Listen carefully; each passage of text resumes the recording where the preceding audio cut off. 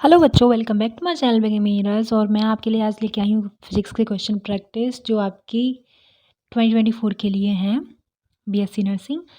अगर आप नए हो मेरे चैनल पे तो आप प्लीज़ मैं आपको बता दूँ कि यहाँ पे मैं आपके क्वेश्चन पीसीबी जो आपका एग्ज़ाम होता है बीएससी नर्सिंग का, उसमें जितने भी सब्जेक्ट आते हैं उसके रिलेटेड क्वेश्चंस कराती हूँ। अभी मेजरली पीसीबी का चल रहा है, बाकी 3 सब्जेक्ट और होते हैं आपके, उनका अभी नहीं चल रहा, लेकिन प्रीवियस ईयर के क्वेश्चंस ऑलरेडी पड़े हुए हैं तो आप उसे चेकआउट कर सकते हो और देख सकते हो। और अगर आप नए हैं तो मेरे चैनल को सब्सक्राइब कर लें और आपको डेली या फिर 2 दिन बाद 3 दिन बाद ऐसे आपको क्वेश्चंस मिल जाया करेंगे। ओके, तो सब्सक्राइब जरूर कर लें और शेयर कर दें वीडियो को, अगर आपको अच्छी लगती है। और लाइक तभी करें जब आपको अच्छी लगती है। अगर अच्छी लगती है तो लाइक करें, ना लगती है तो बिल्कुल भी लाइक ना करने, कोई ज़बरदस्ती नहीं है आपसे। ठीक है, चलिए फर्स्ट क्वेश्चन पढ़ लेते हैं हम। What is the SI unit of acceleration. Acceleration की एसआई यूनिट क्या है वो आपको बतानी है। तो आपको पता है कि जो एसिलेशन की एसआई यूनिट होती है वो क्या होती है, acceleration is equal to v by t होता है आपको। ठीक है, तो वी की क्या होती है, वी की होती है मीटर पर सेकेंड, और टी एक सेकेंड होता है, टी भी हमारा सेकेंड में होता है। ठीक है, तो इसका जो यूनिट हो जाएगी वो क्या जाएगी, मीटर पर सेकेंड स्क्वायर। आपका डी ऑप्शन मुझे सही दिख रहा है तो आपका डी ऑप्शन सही हो जाएगा। ठीक है, नेक्स्ट क्वेश्चन देखिए। नेक्स्ट क्वेश्चन आपका सेकंड बोल रहे हैं, the splitting of different colour of light in a prism is. तो आपको बताना है जो स्प्लिटिंग होती है डिफरेंट कलर ऑफ लाइट की प्रिज्म पर, वो किसकी वजह से होती है, डिस्पर्शन ऑफ लाइट की वजह से होती है, या फिर रिफ्लेक्शन ऑफ लाइट की वजह से होती है, या फिर रिफ्रैक्शन ऑफ लाइट की वजह से, या फिर डिफ्रेक्शन ऑफ लाइट की वजह से। तो आपको इसका आंसर बताना, बताइए। तो आंसर हो जाएगा बेटा, वो हो जाएगा आपका ए।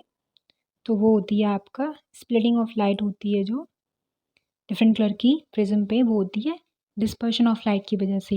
नेक्स्ट क्वेश्चन देखिए, ऐसे ही क्वेश्चन आपके आते हैं। ठीक है, नॉर्मल एकदम जो जनरल साइंस वाले क्वेश्चन होते हैं वही आते हैं। तो which of the following is used in oven. Oven में क्या यूज़ करते हैं हम, तो आपको पता है माइक्रोवेव के नाम से भी हम जानते हैं अवन को। तो अवन में माइक्रोवेव्स यूज़ की जाती हैं। नेक्स्ट क्वेश्चन है आपका 4, बोल रहे हैं energy is continuously created in the sun due to. तो कंटिन्यूसली क्रिएटेड जो एनर्जी होती है वो किसकी वजह से होती है, तो वो होती है आपकी न्यूक्लियर फिजन की वजह से, न्यूक्लियर फ्यूजन की वजह से, सॉरी न्यूक्लियर फ्यूजन होता है उनमें। ठीक है, नेक्स्ट क्वेश्चन है 5, बोल रहे हैं एक पर्सन है standing on a railway platform पे खड़ा हुआ है और लिसन कर रहा है किसको, whistle of arriving and departing trains, the whistle here is. तो इसका जो आंसर हो जाएगा बेटा वो हो जाएगा आपका of higher pitch the train arrives. तो ये आपका आंसर सही हो जाएगा। ठीक है, नेक्स्ट क्वेश्चन देखिए। नेक्स्ट क्वेश्चन है 6, आपसे बोल रहे हैं इसमें अराउंड 30 क्वेश्चन होंगे आपके, तो आप देख लीजिए, बस बने रहिए आप वीडियो में।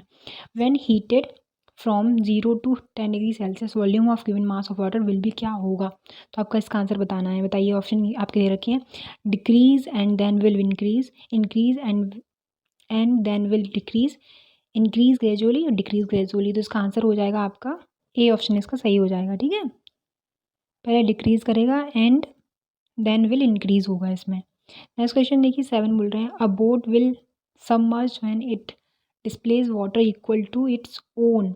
तो इसका जो आंसर हो जाएगा वो हो जाएगा आपका वेट, सी ऑप्शन आपका सही हो जाएगा। नेक्स्ट क्वेश्चन देखिए 8 बोल रहे हैं which combination of colour is the most convenient during day and night time. तो वो होते हैं आपके रेड एंड ग्रीन। आपको पता है आपके जो ट्रैफिक वगैरह होते हैं वो इसीलिए कन्वीनियंट कलर माने जाते हैं ट्रैफिक के लिए, रेड और ग्रीन। 9 देखिए gamma rays can cause, gamma rays क्या कॉज कर सकती हैं। तो इसका जो आंसर हो जाएगा वो हो जाएगा D, gene mutation. Gamma rays cause कर सकती हैं जीन म्यूटेशन, फीवर नहीं, बर्निंग नहीं, स्नीजिंग नहीं, जीन म्यूटेशन हो सकता है गामा रेज की वजह से। आपको पता है जो क्या बोलते हैं कैंसर्स वगैरह होते हैं, आपको पता है सन रेज ही तो हो रहे हैं, तो वो किसकी वजह से हो रहे हैं, वो कैंसर वगैरह में क्यों हो रहा है, कि हमें जीन में म्यूटेशन हो रहा है हमारा, इसलिए। ठीक है, तो गामा रेज कॉज करती है किसको, जीन म्यूटेशन को। The shape of our milky way galaxies, जो आपका शेप होगा मिल्की वे गैलेक्सी का, आपको पता है अपनी गैलेक्सी को मिल्की वे गैलेक्सी बोलते हैं। बिग बैंग थ्योरी भी आपने सुनी होगी इसके बारे में। तो उसका शेप बताना है कैसा है, सर्कुलर है, इक्लिप्टिकल है, या फिर स्पायरल है, या फिर सर्कुलर है, या फिर नन ऑफ द अबव है। तो इसका जो शेप है वो स्पायरल है। ठीक है, आप आंसर देख सकते हैं 10 का बी, ठीक है, सही है। 11 देखिए what is the SI unit of potential difference. इसमें से पोटेंशियल डिफरेंस की एसआई यूनिट बतानी है आपको। तो इसके जो आंसर हो जाएगा वो क्या हो जाएगा, पोटेंशियल डिफरेंस मतलब वोल्ट आपका आंसर हो जाएगा। नेक्स्ट क्वेश्चन है what is the unit of electrical charge. तो चार्ज है लास्ट में, तो आपको दिख रहा होगा चार्ज है ये। तो चार्ज का क्या होता है, कूलाम होता है, तो आपका कूलाम हो जाएगा इसका आंसर। नेक्स्ट क्वेश्चन देखिए, विच of the following is a conductor, इसमें से कौन सा है जो कंडक्टर है, मतलब जो बिजली प्रवाह हो सकती है उसमें, तो वो कॉपर है आपका जिसमें बिजली प्रवाह हो सकती है। नेक्स्ट क्वेश्चन आपका 14 बोल रहे हैं, how is an ammeter connected in a circuit, इनमें से कौन सा है जो अमीटर है जो कनेक्ट करता है सर्किट में, तो वो कौन सा, पैरेलल सीरीज होता है, सीरीज होता है, पैरेलल होता है, तो वो आपका कॉम्बिनेशन हो जाएगा आपका, बताइए जल्दी से। सी ऑप्शन आपका सही हो जाएगा बेटा इसमें, बी सॉरी सीरीज में। तो जो अमीटर होता है कनेक्टेड होता है सर्किट से, किस किस सीरीज में, किस में, सीरीज में होता है, पैरेलल में नहीं होता, सीरीज में होता है कनेक्टेड, ठीक है। फिर 15 क्वेश्चन देखिए, 15 है आपका, the current flowing in a wire is in the dash direction as that of electrons following in the wire, तो इसका जो ऑप्शन हो जाएगा वो हो जाएगा आपका अपोजिट, अपोजिट डायरेक्शन में फ्लो करता है, जो करंट फ्लो करता है वायर में वो अपोजिट डायरेक्शन में फ्लो करता है as that of electrons flowing in the wire, ठीक है।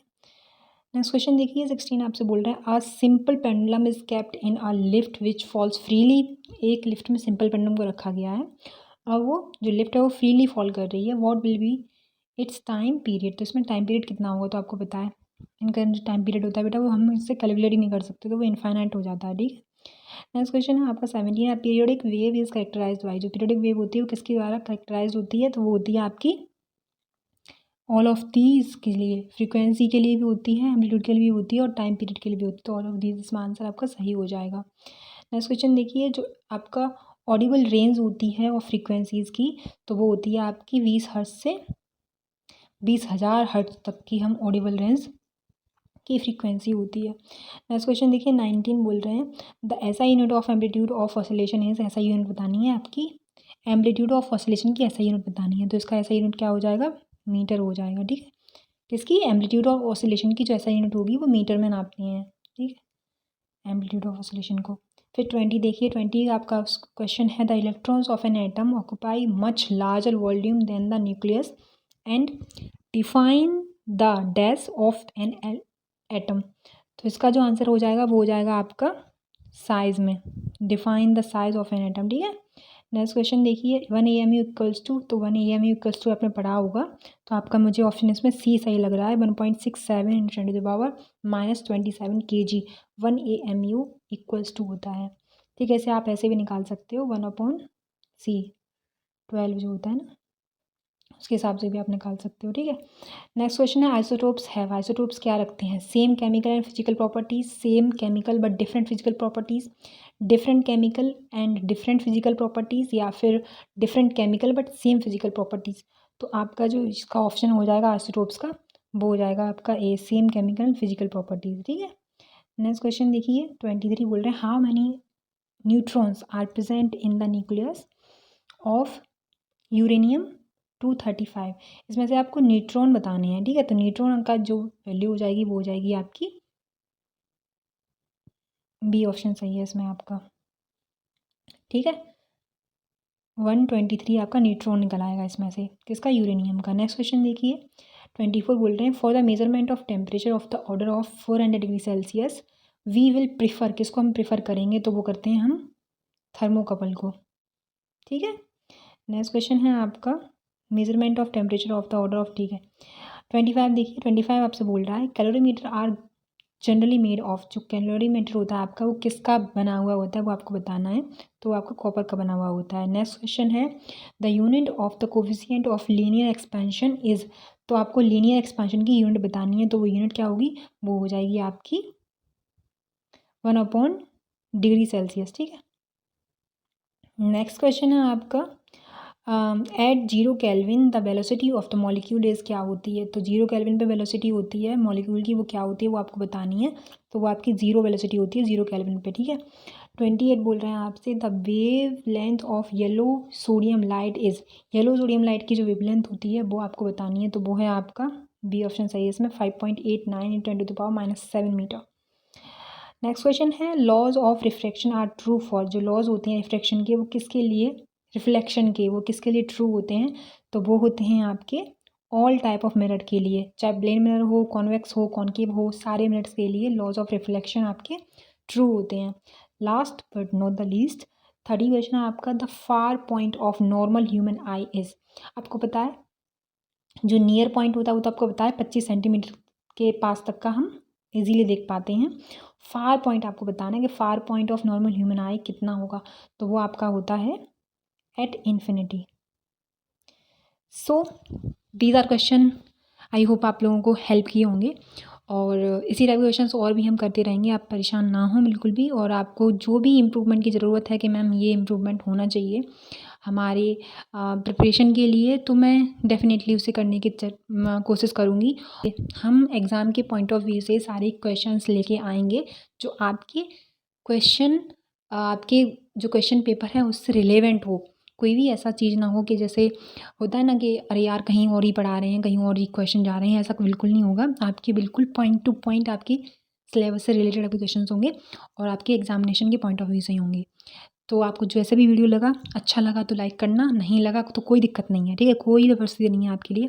अच्छा लगा है तभी लाइक करना, नहीं अच्छा लगा तो फिर आप ऐसे चले जाना देख के, कोई इश्यू नहीं है, ठीक है? और बाकी आप नए हो तो आप चाहते हो कि मैं आपको प्रैक्टिस कराऊँ क्वेश्चन की, तो आप प्लीज़ सब्सक्राइब करें चैनल को और जुड़ें मेरे से। Okay, bye, take care.